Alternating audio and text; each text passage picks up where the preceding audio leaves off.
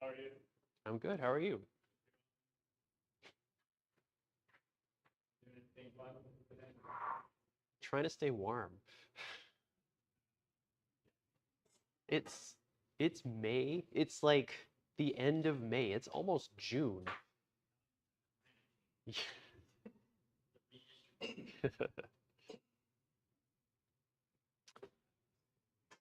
All right, let's get started. Hello, everyone. Welcome back to Comp 2160 Programming Practices.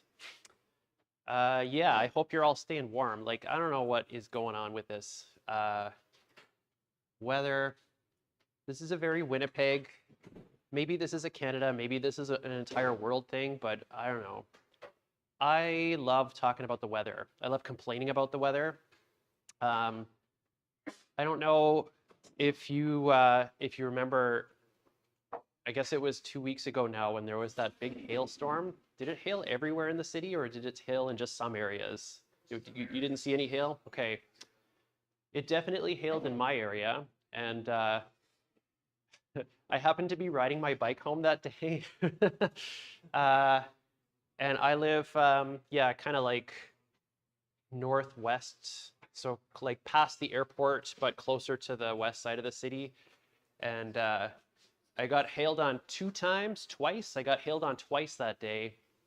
And it was very sudden. Like it was just like, it's cloudy and not very nice out, but then it was just like pouring and then it's suddenly hailing and I just can't see. And by the time I got home, there were a lot of like very panicked moments in that. Like I just have to get to the next spot. By the time I got home, I had some pretty good welts on my legs, which did not make for a good bike ride. But yeah, I'm really looking forward to some warm summer days. I'm really, really looking forward to some warm summer days. We're going to be working on strings list in class today. I've spent a little bit of time with this since our last class, all yesterday ago. I spent a little bit of time working on this code since yesterday's class. So if you are going to follow along with me today, I've put the updated version of this on the course webpage under the Lectures 13 course content. And I will leave this file up as the starting point for Lecture 13 for posterity. But you know, part of this is me. I find linked structures to be kind of challenging to just grok in my head. I have trouble with that. And I don't know if it was clear yesterday when I was coding this up that I was kind of like, I'm doing good stuff and like it's not really happening. So part of what is up there right now is I've tried to visualize in the comments what we're trying to build, and we're going to do a little bit of a better job of building what it is that we're visualizing in that code. So if you do want to follow along with strings list today, please download this version of the source code as the starting point for today. Some other parts of this have just been filled in. So part of today's look at this code is going to be looking at the code more than live coding it, and then just kind of stepping through what's going on with it. Before I get to this, I do want to make a couple of notes about the assignment. So on the course webpage under assignment 2, I've added this file here. So this is usage. This is a couple of samples of how you are expected to call the pop and peek functions on the stack interface that's been provided to you. And it's also got a little code sample on how to return in an output variable. So in terms of how you should implement peek, in terms of how you should implement pop, passing an address to a pointer, changing that value inside the function, and then using it in the calling function. So please take a look at that to get an idea of how you can work with those. The other note that I wanted to make is I never really made this clear before because it kind of didn't occur to me because I'm not using a Mac. So this really only applies to people using a Mac. These stack implementations that I've provided to you have been compiled on an x86 Linux machine, and it will only work on an x86 Linux machine. So if you try to compile your code with this stack implementation, you'll probably get some kind of linker error or some kind of file format error because it's not the right file format for your architecture. So to work with these stack implementations, you must do it on Aviary. You have to do it on Aviary, or if you have a Linux machine at home that's not your Mac laptop, you can do it on that. But to do that work with those stack implementations, you must do it on Aviary. Like I said, I'll make sure that there's some time in tomorrow's lecture for questions in general about the assignment before we get back to it, just to give you a little bit more time to work on it. But I thought I'd bring those two things up right now so that you can keep working on the assignment if you started to work on it. So by the end of today's lecture, what I want you to be able to do is define the implementation of an ADT with a private data structure that uses preconditions, postconditions, and invariants. We'll take a look at some of this I'll get to in just a second, in the code that I posted and in the code that we're going to write today. And really specifically, I want to finish up this linked data structure stuff. And then I want to get to working with testing. So I want you to be able to create general case and edge case test data for an ADT. I'm going to be talking about this from the perspective of sorting as a sorting algorithm, and I'm going to ask you to look at this from the perspective of strings. So I'll give you some examples of what different kinds of test data look like, and then I'll expect you to come up with different kinds of test data that represent the same sort of ideas, but for a data structure. And then I want to implement a test harness that automates the testing of an ADT. We're going to be looking at this from the perspective of the sample solution for assignment 1 and assignment 1 in general. So what the structure of that looks like to give you an idea of what your test harness can look like. Yeah.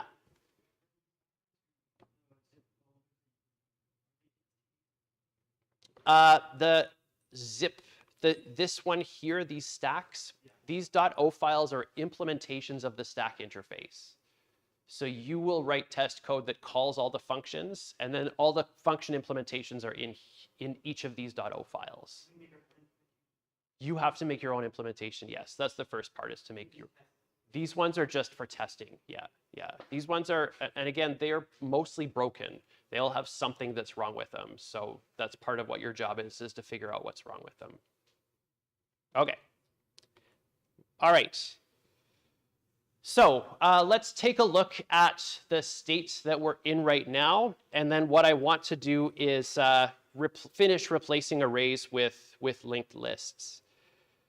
So let's take a look at the state of the code that it's in right now. So this is what's in that folder or the zip file that's called lecture 13 start on the course web page. There's a couple things I want to look at really quickly before we even look at code, because there's some extra stuff in here that you haven't seen before.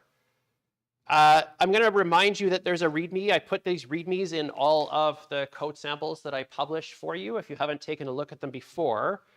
But the thing that I want to bring to your attention right now is the presence of this file that's called a makefile. We will talk about makefiles a little bit later. And in a little bit more detail, but really short, a makefile is a way for us to describe how to compile different things. With strings right now, we've been going through this process of typing in clang wall -c -o, the name of the file, and then clang wall, and then the name of the main, and then strings.o, and then the name of the output file. And having to remember to do all of that for every change that we make, and having to remember to make sure to do like compile the .o first and then compile main, or if you've made changes to just the main, just recompile the main. A makefile will help figure that stuff out for you based on what has changed in a file. So this is a very straightforward makefile that describes how to compile main.c, stringsarray.c, stringslist.c. And you can kind of get a sense of what this is looking like. You can compile all of the things by typing just make on the command line. So if there's a make file in a directory, you can run make, and it's going to take all the commands that I've listed underneath each of these things. So this says to compile stringsarray.o, you need to use stringsarray.c, and this is the program or the command that you run to generate stringsarray.o. Up on this line on line 5, main list is the name of a program that I want to generate with main.c. It depends on strings list.o. And then the program make is going to go through and say, okay, now I need to build strings list.o. And it will find out how to build that. It will do that first. And then it will go back and it will compile main list.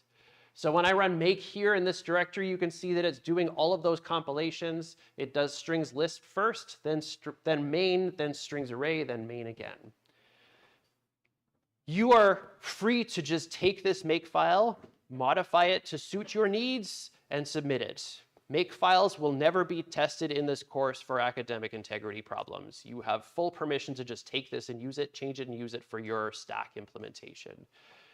This will save you a lot of pain and frustration in terms of compiling stuff. And it also is 4 letters instead of whatever, 30 letters that you're typing in every time for doing this. The other thing that's at the bottom here is this target that's called clean. So now I have main array, main list, and then these .o files.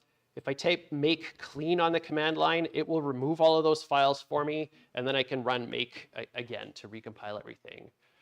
Make is only going to recompile as much as it needs to recompile. So if I only changed strings list.c, it's not going to recompile the array version of stuff because it knows that it doesn't need to do that. You're free to take this and use it. You're free to take it, change it, and use it. Please feel free to do that. This isn't required for this assignment. It will be required for the next assignment, but it will save you time and pain if you start using it now. All right. So let's take a look at strings list.c.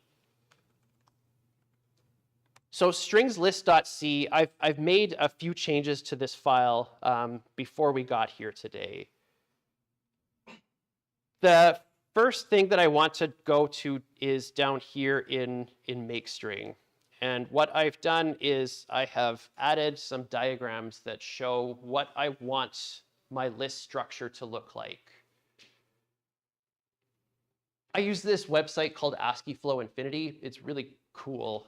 It lets you draw nice box diagrams and stuff in text, and then you can copy paste them into code. It's cool. I like it. It's nicer than having to draw stuff with my hands because I'm a terrible artist. But if I have input of a string that is cat, what I want my list structure to look like here is this is my string object.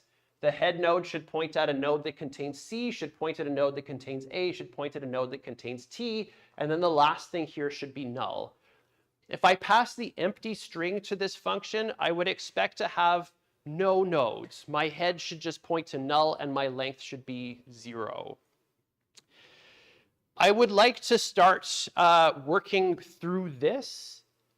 So what I'm going to do here is I want to take a quick look at the beginning of makeString. This stuff is all okay for now. I've declared this variable myString, and I've assigned to it this dynamically allocated space on the heap. I want to start with this base case of numchars is equal to 0. So I want to start with this idea of the empty string. The way that I'm going to start with the empty string here is that if what I get back from malloc is not null, so I got some memory back from malloc, I want to initialize my string structure.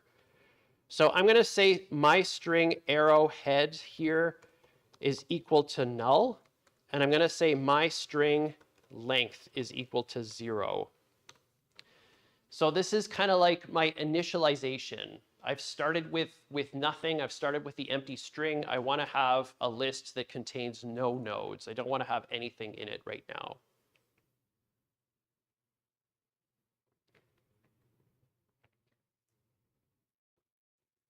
Once I've got that, I'm actually going to go and I'm going to delete this entire structure here. So starting at line 78, all the way down to line 92, I'm going to delete that, and I'm going to delete this closing brace. And what I want to do here is to rewrite it so that I'm going to accomplish cat up there.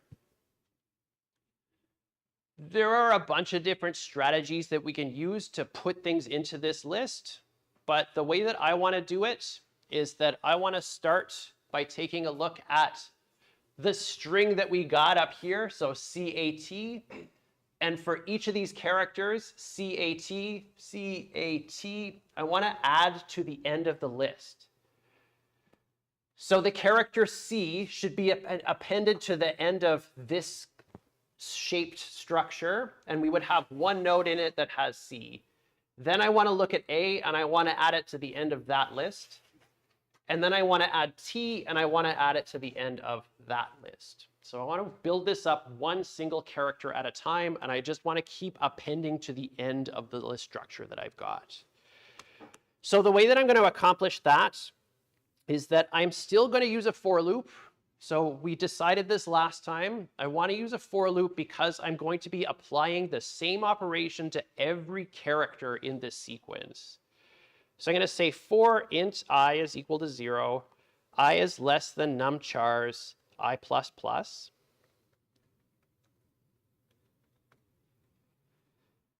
And what I want to do here is insert to the end every single time. So I'm going to put a quick comment here. If there are any characters in the string, so greater than numchars is greater than 0, then we can apply add each of them to the string, to the list. If numchars is 0, then we're skipping past this loop. We're not adding anything to the list.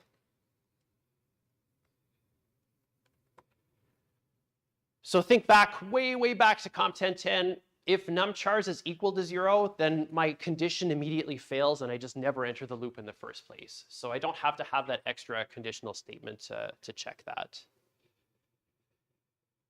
Inserting to the end of my list is going to be kind of complicated. Not complicated, but like a reasonable amount of code, and I don't really want to put that inside of this loop. So I'm going to define a new function. I'm going to add a new function that's called insert end. And what I want to pass to insert end is the character that I'm looking at right now and the string object that I want to insert it to the end of. I'm not going to add this to the interface for string.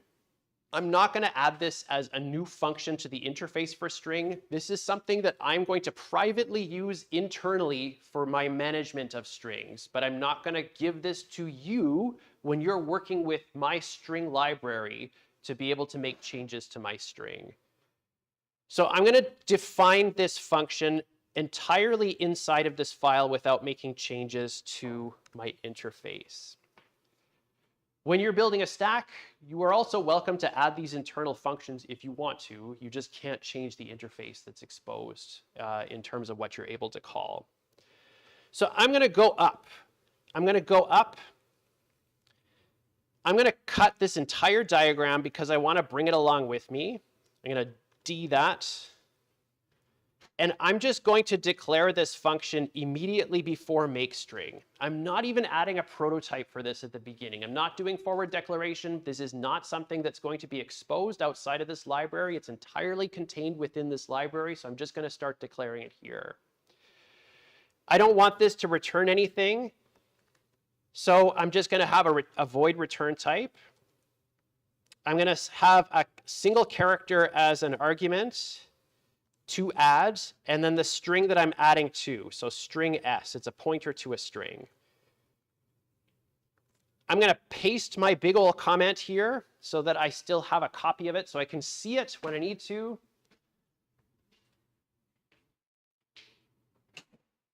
And I do want to add some preconditions to this. This is me using this internally, but I still have preconditions for myself. I'm coding this. I want to make sure that I'm not messing anything up. I want to make sure that I'm not trying to pass something to this that is not valid.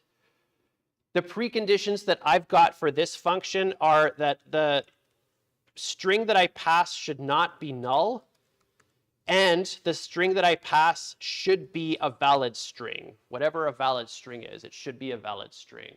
So I do want to have those preconditions in this function still.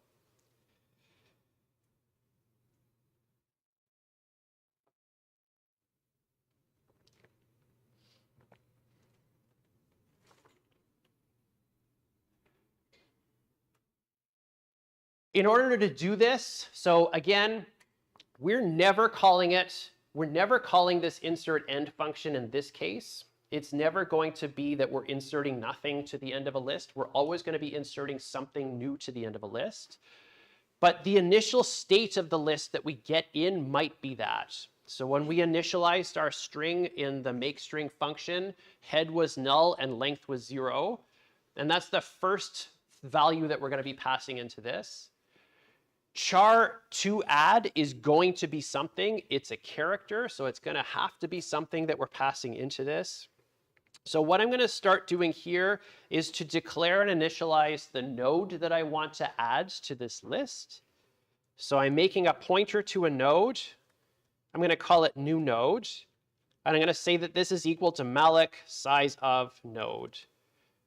Up at the top of our file, we've got that type def for the node structure, and I've shortened this a little bit. So it's not two separate things anymore. It's all one line. It's type def struct node, the node definition, and then the node keyword at the bottom. I want to initialize this node, and then what I want to do is I want to check that this has actually given me something. So if new node does not equal null. So check that we are not out of memory and that we are able to actually work with this.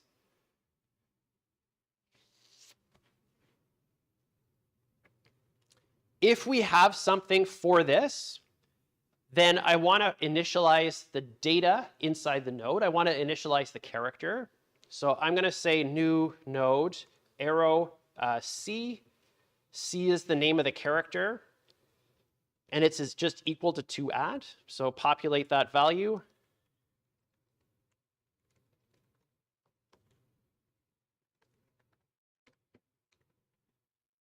And we're going to be putting this node at the end of the list.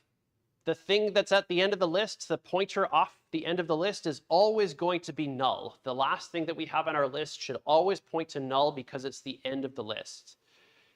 Depending on who you took Comp 2140 with, you might have seen the use of dummy nodes to do stuff like this. That is another way to do this. It's a totally valid way to do this. I'm just going to use null to represent the end of my list. So new node is definitely going to be at the end of the list. So new nodes next will always be null.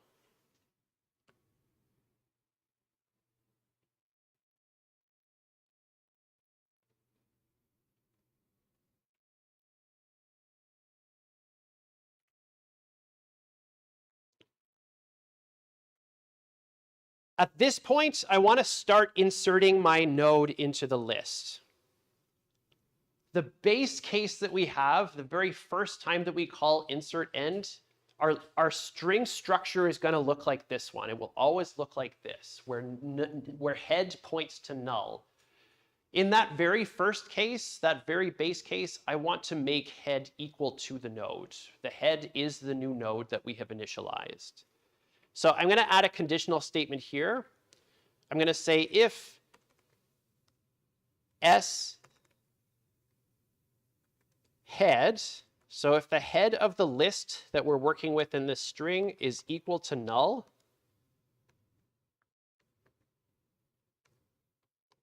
if it's an empty list, let's make the new node the head of the list.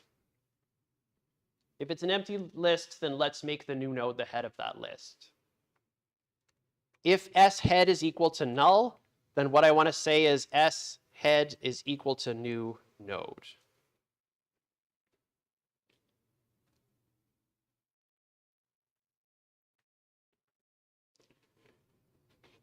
The other thing that I have done here is I've inserted a new node into the list.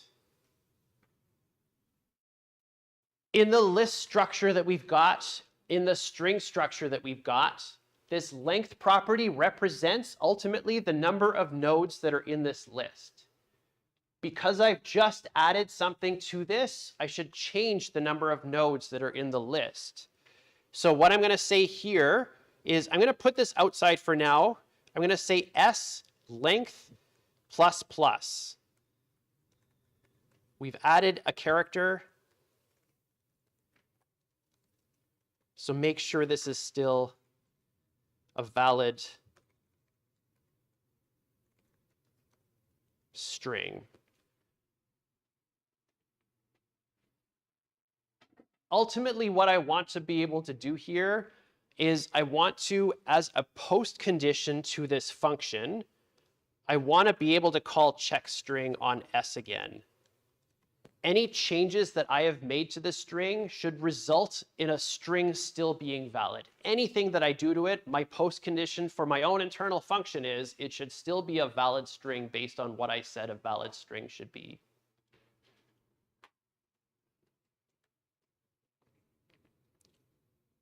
So the code that we've got right now in insert end here, this code will take our base case that we've got on the bottom of the empty string, and it will transform it into this case where we've got a single node that's the head of our list, and right now this just points at null. That's the last thing that we've got in the list.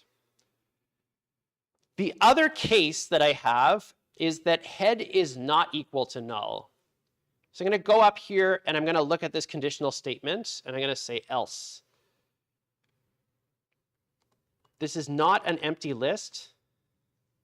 So we have to find the end of the list.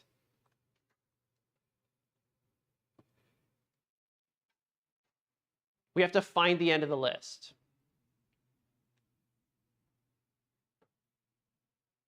We're going to need a loop. We're trying to find something. I'm going to go 1, 2, 3, and on the beat after 3, we're all going to say what kind of loop it is. 1, 2, 3. I heard many, many whiles, and that's what we're looking for. We're trying to find something. There's an event that's happening, and the event is that we've found the end of the list. I could do a for loop, and I could just say like for up to the number of nodes that I have in the list right now. I could do that because I'm trying to find the end of the list. I have to look at them all to find the end of the list. But I want to do while because I want to assume that we don't necessarily know how many nodes are on the list. So if you did say for, that's totally fair. That is totally fair, but I'm going to do while. The way that I want to do while is I need to keep track of two things. I got to keep track of two things. I need to keep track of what node I'm looking at right now, and I need to keep track of what node I just looked at before that. So I'm going to declare two variables here. One of them is going to be called cur, and one of them is going to be called prev. They're both going to be node pointers, so node cur and prev. A quick point here to make is that cur and prev, I've put asterisks in front of them. They are both pointers. In C, this like crazy is dumb. That asterisk is a separate thing that gets attached to the identifier more than the type itself. So we have to put that. I suppose it would make more sense for me to just do it this way. Declare them as two separate things. If I put the comma between there, it lets me declare them both at the same time, but that's being tricky in a way that I don't really need to be tricky. So let's just declare them both separately. So we've got node cur and we've got node prev. And what I really need to do here is I want to go through this list and I want to say that the current node is head right here. So that will give me this one. And I'm going to search through this list by ultimately saying, let's make cur equal to cur next. That takes me here. And let's set prev before we change it to be this. And then we'll say, let's set next prev equal to this. And we'll say cur equals cur next, and we'll go to here. And then we'll say prev is equal to cur, and then cur equals cur next, and it's null. So we'll stop our loop. And prev is now pointing at the end of the list. It's pointing at the last node that we have in the list. So I'm going to start by saying, here on line 65, cur is equal to s head. we're going to start our search for the end of the list at the head of the list. And then I'll say while cur does not equal null, the event is that we've found null at the end of the list. We could use for and the length of the string and accomplish the same thing. I'm going to assert, though, that idiomatically while probably makes more sense here than for. So while cur does not equal null, prev is equal to cur is equal to cur next.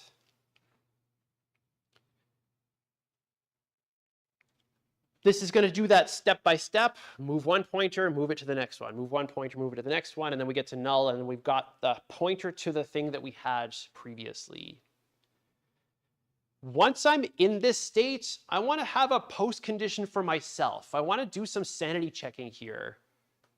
The sanity checking should be that I want to assert that prev does not equal null, because I'm going to use prev. I'm going to change prevs next. So I want to make sure that I'm not going to get a segmentation fault here. And I also want to assert that prev next is equal to null. So what I'm trying to confirm here, post condition for search, we've got a node, and that node is at the end of the list. So its next is null. I'm going to assert that.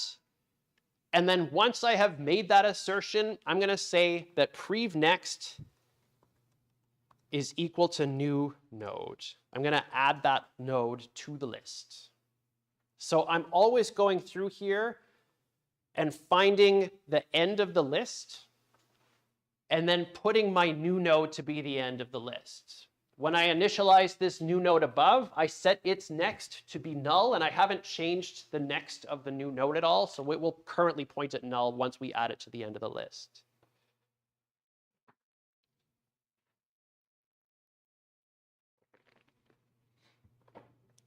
Yeah?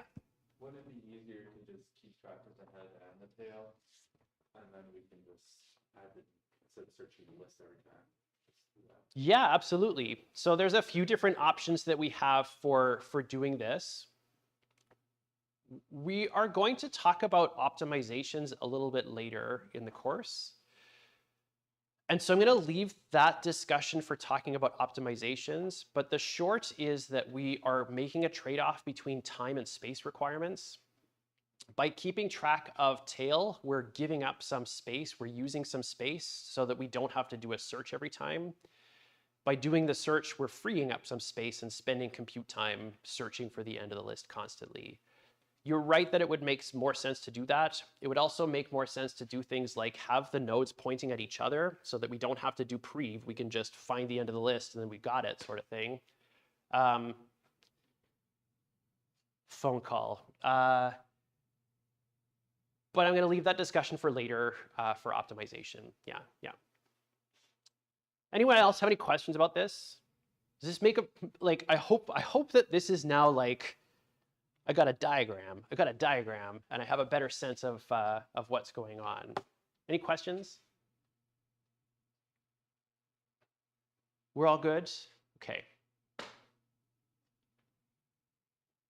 So I do want to spend a couple of minutes now looking at some functions, because I've also updated some of the code here to use lists instead of arrays.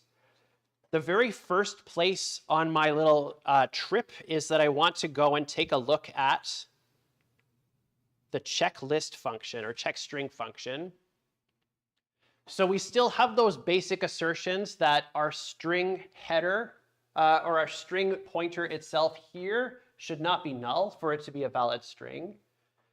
I've asserted that the length should be greater than or equal to 0. We must have 0 or more characters in the string that we've got.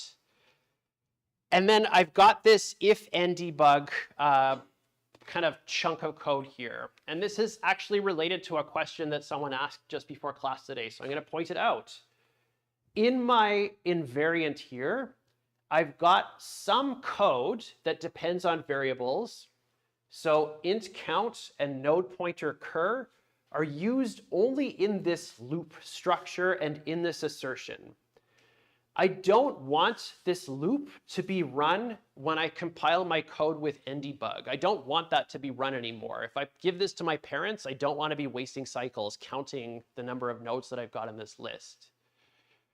Our best practices and programming standards for this course say all variables should be declared at the top of your function. I have explicitly put these ones here because if we declare these variables at the top of our function, we're going to get warnings about unused variables when we compile this with ndebug. And I don't want to have those warnings. So if I put this ndebug flag on, I want that entire block to be taken out, variable declarations and all. We could put this whole thing inside of another function, and then when we just don't call it, it's not going to give us a warning about unused variables. But I think that in the sense of this being a single unit, this is reasonable to put those variable declarations inside there.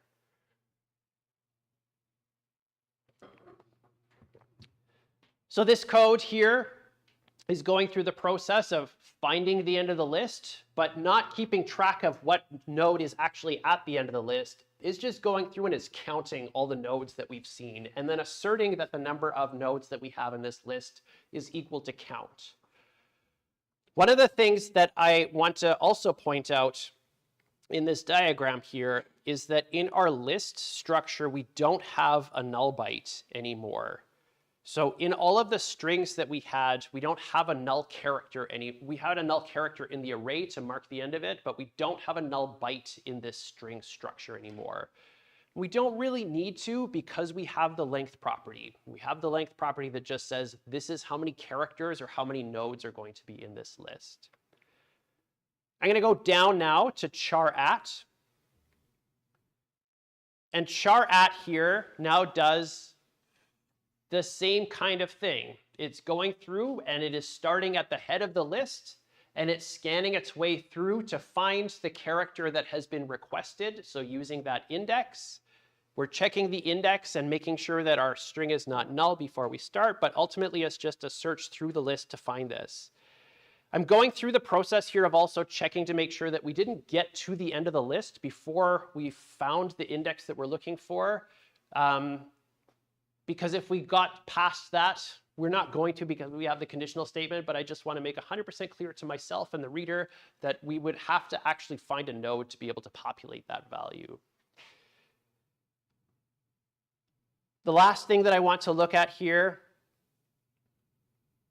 is my destroy string function. This has changed a little bit.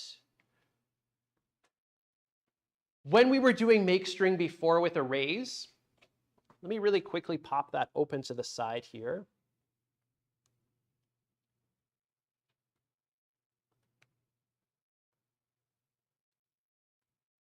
When we were doing this with arrays before, destroy string really only had to release the resources that were acquired when we had the malloc for the string itself. So we only had to call free one time. In this list structure implementation, we're calling malloc for every character. We're making a new node structure for every single character that we're creating. And so to make sure that we're releasing all of the resources that we've acquired, we have to also release every node that we've got. This structure looks a little similar to the find the end of the list thing in that we're keeping track of where we were. We're going to the next node, and then we're freeing the node that we just got the next of. So we're starting at the head and then destroying every node past that, starting at the beginning. I left this s equals null here, but as I said last time, it's not really super necessary to do that. It's just something we can put. Yeah.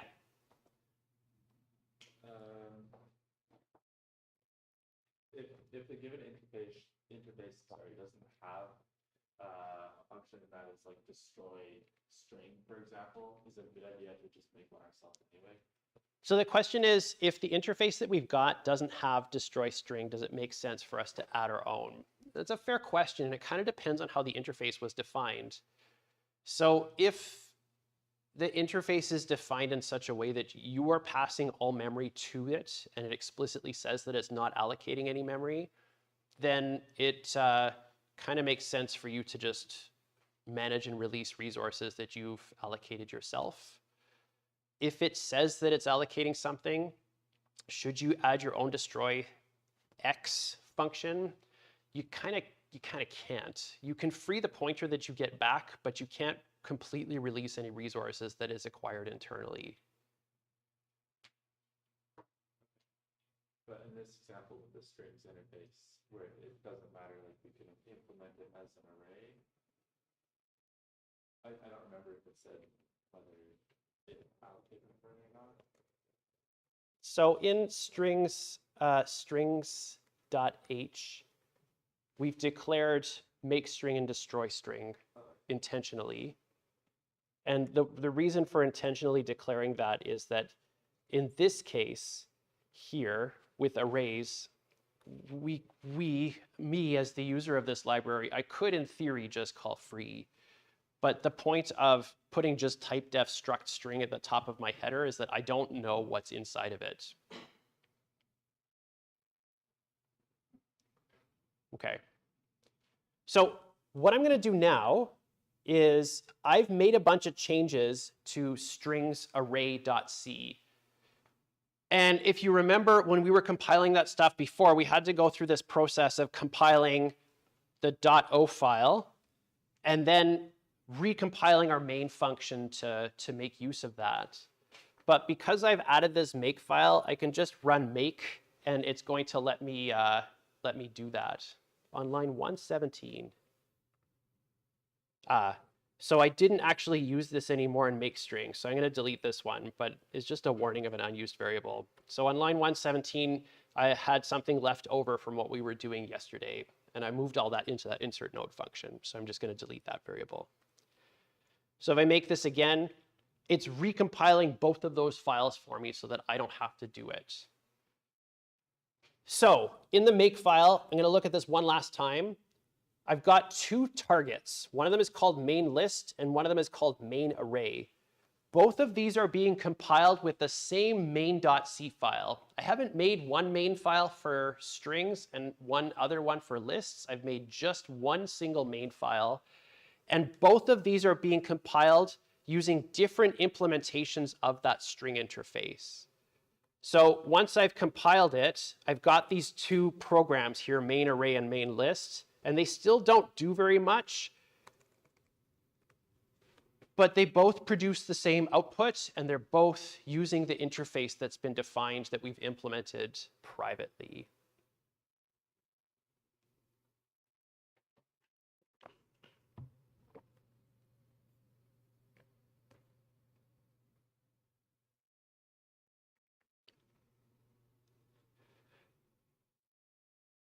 Okay, yeah, please do.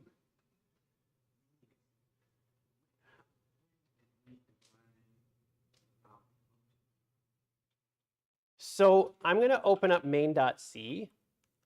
So here's main.c. Main.c is using the interface that's been defined, strings.h. It's calling functions that have been defined in strings.h, here, here, and here. But that's all it knows about strings. Because there's a main function here, I don't have to make a .o for this file. I can just make, clang wall main.c and then o, the name of the program that I want to make. When I compile this with make, what make is doing here is with main list, it's compiling main.c here with strings list.o. So this code gets compiled, and then it gets linked together with the list implementation, where all those functions have been defined for strings. With main array, we're compiling the exact same file main.c, but this time we're linking it with strings array.o, where in a separate C file, we have different implementations of that same interface. So what we've accomplished here is that we've got somebody that's using the functions.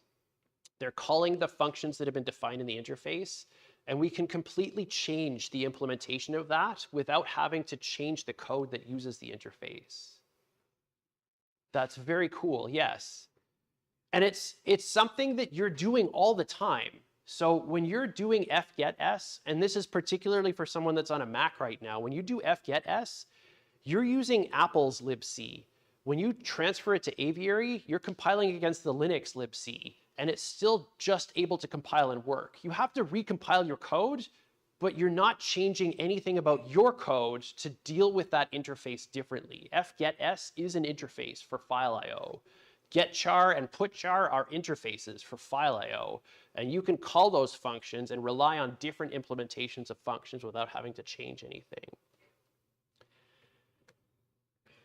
All right. Are there any questions about strings? We're going to leave it temporarily. We're going to come back to it, and this is just going to keep haunting us until the end of the course. But we're going to leave it temporarily, and we're going to move on to talking about testing, unless anyone has any specific questions about what we got here right now.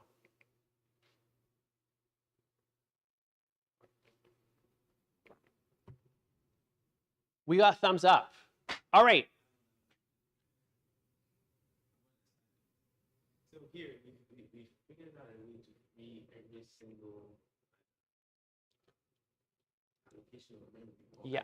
Yeah. So assignment we're using a linked list. Yep. Yep. Do we free them? Do we free everything? So anything that you called malloc for, the question is on the assignment, do you need to free everything that you allocated? And the answer is yes. For every call that you make to malloc, you must make a call to free. So if what you get back from malloc, you must eventually pass to free to release it as a resource. Your stack is a list. It's just that you're treating the list differently. So with a stack, you're usually inserting at the head every time and popping off of the head.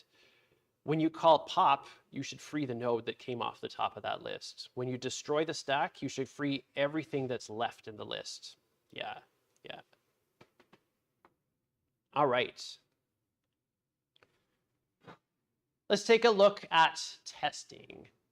So we've got a bunch of code now. We have a bunch of code, and we kind of want to make sure that it works. We want to make sure that it does what it says on the box. The way that we've been doing that in 10.10 and then 10.20, and then probably starting in this course too, but now we're going to stop, is you just keep hitting the play button. You just keep hitting the play button. You make changes and you hit the play button and you see what happens. And that's a really good way to learn a programming language and to learn how to do programming. But when you're starting to build bigger pieces of software and when you're working on a team of people and you're delivering your code to clients, people who actually want to use your software in the end, we need to be a little bit more methodical about the way that we approach things. We want to make sure that changes that we make to our code don't break other parts of the code that we're implementing. So we need to write tests for it. Tests are going to really simulate that action of you hitting the play button and clicking on buttons and stuff. That action of you clicking the play button and typing stuff in to the prompt and pressing enter. The goal here is to simulate how a person sitting at the machine would be able to interact with the code that you've got. I don't really want to do that by hand anymore, so we're just going to be writing code to accomplish all of this. We're going to be writing functions that call other functions and conditional statements that test to see what the output was, if it was what we expected it to be. Before we get to writing that code, because the code itself is quite straightforward, it's a bunch of functions and conditional statements and not really much else. You know, you create data and then you test it, you evaluate to see what the output is. We need to figure out really what we're going to give as input and what we're expecting to get as output for those functions. There are three major classifications of the test types that we'll be thinking about in this course. One is general cases. This is going to be where you've got data that you have is valid, so it's valid data. Again, there's no null key on your keyboard. I, as a human, cannot press null and get null into any functions. I've got valid expected inputs. This is how I would expect someone to normally use this software. This is the most general use case of this thing. Got edge cases, and edge cases are valid, but kind of maybe unexpected inputs insofar as we can know about unknowns. And then memory leaks. And this is related to releasing resources that we've acquired, making sure that we have released everything that we have acquired after our code is finished running. I'm going to go through this as kind of like by example. This is the sort, this is a sort function, not the sort function. This is a sort function. It doesn't matter how it's implemented. I don't know or care how this sort function is implemented. What I do know about it is that if I pass an array of integers in, and again, I've changed that square brackets notation for an asterisk here. If I pass an array of integers in with a specific number, what I should expect is that that array is going to be sorted after this code is finished running. That's the expectation that I have. I don't know or care if this is a quick sort, a bubble sort, selection sort, merge sort. Yeah, okay, what else we got? BOGO sort, just randomize and hope for the best. Yeah, I don't know or care what it actually does. Don't know or care. I just know what it should look like when I get something as output. Here are some general cases for a sort. I'm going to pass in an array of length n for any n greater than 1. I don't need to be extremely comprehensive about this. I can pass in an array of length 10 and an array of length 100, and it'll just have values in it. It doesn't matter what the values are. I should be able to pass in a list of length n, and I should be able to look at the output of the function and see that they are in order now. It's the same numbers, and they are in order. I should be able to pass in something that is non-null ultimately. I don't really want to pass null to this, because if I pass null, my code is just going to crash. I do not have a null key on my keyboard. My parents cannot sort arrays of integers and pass null as a value. There's no way for them to accomplish that. The expected output is that the output sequence is the same size as what I passed in, and the output sequence is in order. So in terms of this is a sort that starts at the smallest and goes to the biggest, I should be able to make that assertion. And that I can make sure that the output sequence has the same number of elements.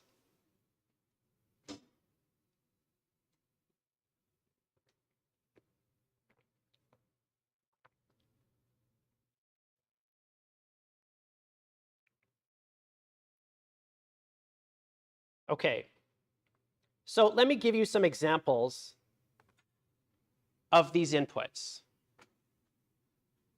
One example is an array of numbers that is 5, 7, 3. It's 3 elements long, and I can expect the output to be 3, 5, 7, and it's 3 elements long. That's my test case here. I would like you to come up with general cases, so expected valid inputs to a function that looks like this one. This is using our own string data type that we've been building. I want you to think about what the inputs to the function might be. We have 3 parameters here, s, start, and end. I'm assuming we all know what substring would do. Yes, yes, okay, so substring in terms of strings in Java. The other half of what I want you to think about is what the expected output is for those inputs if substring works correctly.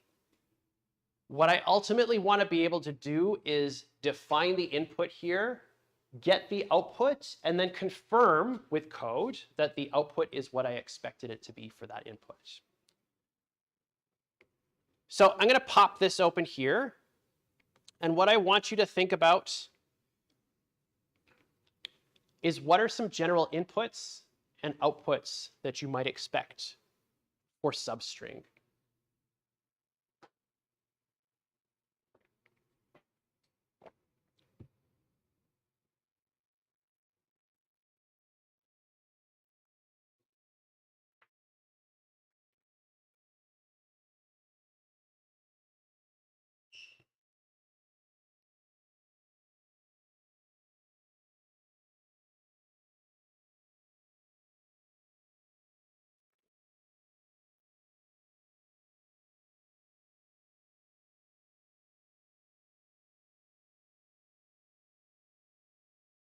So I'm going to amend this slightly. Yeah, like this. So when you're doing this, try to say, instead of what the string object would look like, put something like this, an actual double quote string in it. This one is good. S equals cat, start equals 1, end equals 2. The expected output to me here would be a string that contains A and T. Substring hello 1, 3 will give ELL. Yeah, that's exactly what I'm looking for. We've got a null here. I'm going to say null is not a good place to go here. Null is not a good place to go because null is not a valid string. Thinking back to our invariant, we've got null specifically being checked for as a valid string.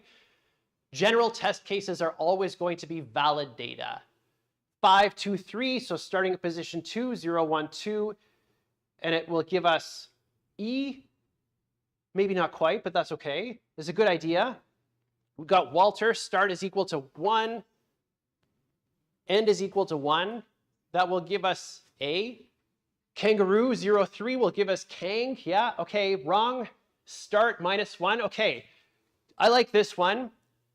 Related to S is equal to null here, to me, this one is not a valid test case because this is invalid data.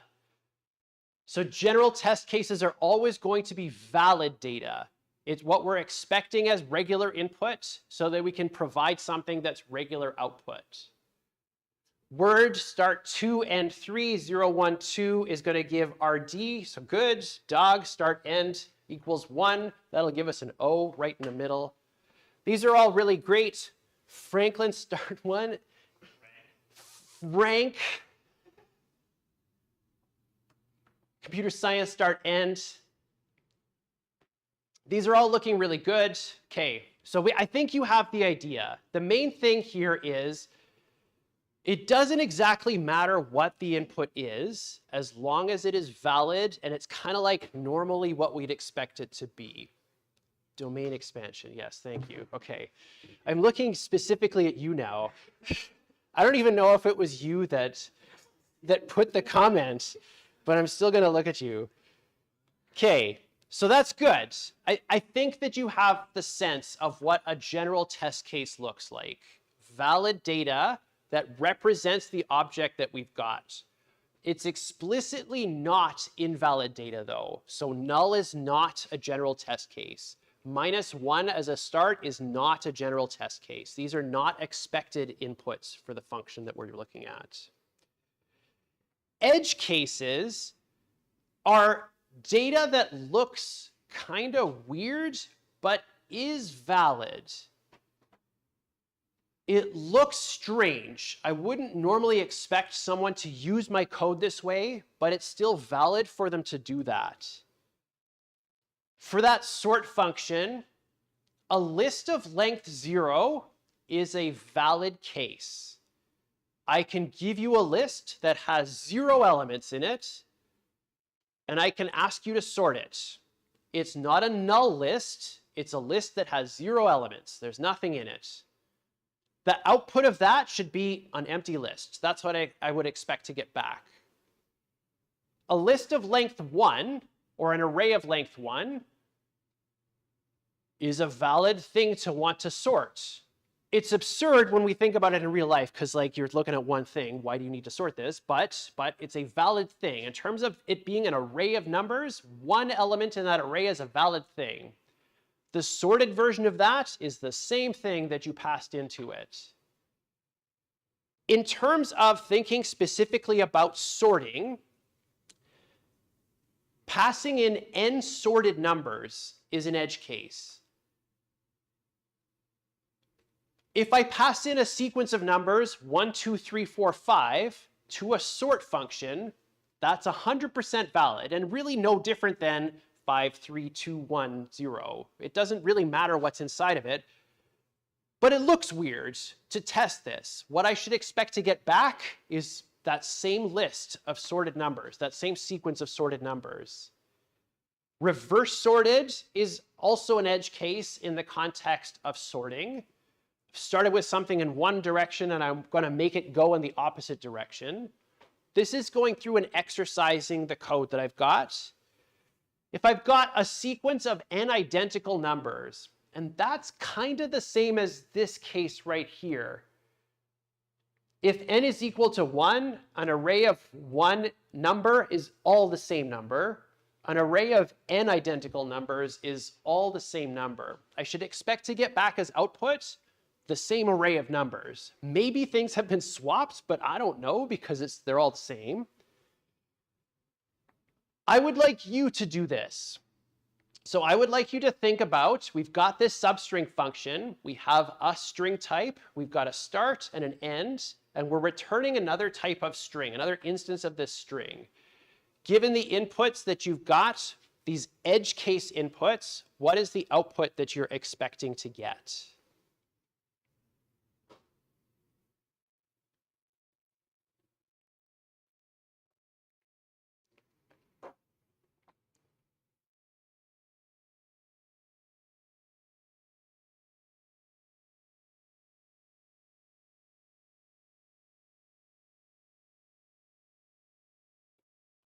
All right, good. I'm really, really happy to see these two right away here. The string is the empty string, start is 0 and end is 0. Those are reasonable things to ask for from a string. An empty string is a string. It's a string that contains 0 characters. The 0th element is something that exists in a string. It's reasonable to ask for that. I like this one as well. I want to ask for the substring here of hello that just contains all the letters. That's a, oh gosh, set theory. Proper substring, that's a proper subset. Is that correct? Oh no, yeah, okay, thank you, good. Thank you for the nods there, yeah. That's a proper substring of this. We're asking for the entire thing, and we should be getting back the entire thing. Kangaroo here, same thing. Expansion again. Now I think people are just messing with me. I'm very happy with these. In my thought, the edge cases for string almost always revolve around the empty string. Almost always, my edge cases revolve around the empty string. Asking for the entire string as output, that is also an edge case to me. I'm trying to give you something that's valid and get something back that also represents that. Okay, good.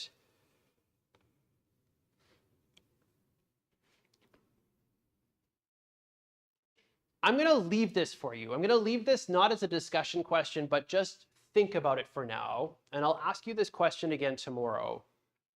I've given you one reason why I might think that null is not a good reason to use as test data.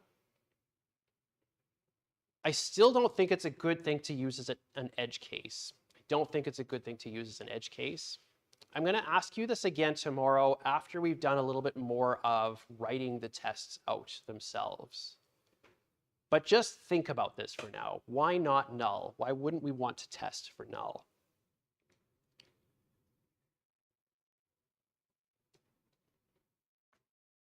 Now that we've got some test cases, we've got to take those test cases and start doing something with them. Writing all these test cases down is a good start, and no matter what your strategy for testing is, identifying these cases is a good place to start. It's always a good place to start. We're going to be thinking about two different types of testing in this course. Manual testing and automated testing. We're going to be focusing more on automated testing than manual testing, but manual testing is still something that we're going to be thinking about. Manual testing, in terms of the way that we've been doing stuff so far in this course, starts like this. We've got a main function for a program, and the way that we're going to do this is to change the main function of our program to accept input from standard input, call the function that we want to test, and then write that output to standard output. Then we run the program. We compile it and we run it. And then we take a look at all the data that we've got. We've put these in a text file and we start typing it in, like some kind of an animal. And then we check the output with our eyes. And then we go back to 2 until we run out of data. And then we check and make sure that everything actually worked the way that it was supposed to work. And if it did, great, you're done. And if not, go back to your code and start writing out more test cases again. That's pretty tedious. We did automate that a little bit in assignment 1, but before you got to there, and think back to Comp 1020 and Comp 1010, and you just kept hitting that play button, that run, and then clicked on stuff and hoped it would work. And I hope you figured out while you were doing that, that that's really tedious to do. We, as people in a computer science course, have this amazing ability to write code that automates tedious things. And so we can write code that will automate tedious manual testing. Automated testing is us writing code to test that our code does what it says it's going to do. We're going to be putting this stuff into a program that I'm going to refer to as test scaffolding. In this course, we are going to write the test scaffolding. We are going to write our own main function. We're going to write our own code that calls other functions. When you get to Comp 2150 and when you get to Comp 3350, so software engineering and object orientation in reverse order, you don't write test scaffolding. You will use frameworks to accomplish this task. You'll use something called JUnit, or you'll be using other frameworks for testing. But in this course with C, we're just going to write it from scratch. We're going to start from scratch and write everything. I want to take a look at the sample solution for assignment 1 as an example of what test scaffolding looks like. So if you haven't seen this, this is going to be, I guess, the first time you see it. So I'm going to go to the sample solution for assignment 1.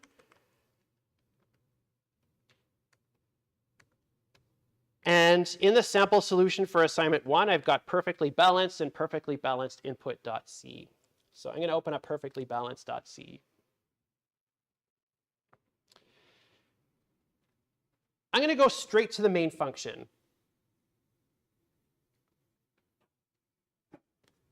Our main function in this code sample consists of nothing but calling this test balance function. Excuse me, we don't do anything except for call test balance. In here, we've got cases that we're passing to isBalanced.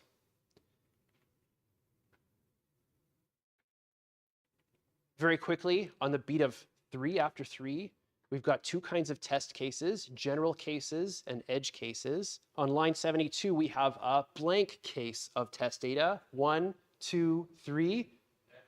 Great, good, yes. This is an edge case. It is an empty string that's length 0, and it is a balanced string. Nobody's going to ask to know if that's balanced, but it's valid for them to ask it if they want to. Our test scaffold is in the main function. I'm going through and I'm just repeatedly calling test balance and passing different values to it. Test balance itself is my test harness. I've got a function whose only job is to take inputs, pass those to a function that I'm testing, and then print a message out at the end with a conditional statement that checks to see if the data is what I expected it to be. This isn't any more complicated than conditional statements. There's nothing more complicated in here than conditional statements. But I am calling the function that I have under test here is balanced. I'm passing it the braces, the string input, the number of characters, and I'm recording what it returned to me, and then I'm just using conditional statements to check, is this what I expected it to be? If it is what I expected it to be, then print out a message that says pass, this test case passed. If it is not what I expected it to be, then print out fail, this test case failed, and now I should go back and try to understand why that test case failed. So what about that specific test case caused this code to fail? Some people, and this is now an opinion thing, some people will also include things like how many tests passed.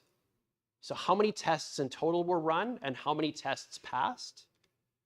The alternative to that is to just terminate when you get into a failing test case. I'm of that camp. I prefer to just terminate when I enter a failing test case. So in my code, what I might actually do here is exit failure. I don't want to keep doing more tests if a test case fails because I want to stop at that test and figure out why it's failing. Change the code that I've got and then rerun my tests to see if I have fixed what it is that the problem is.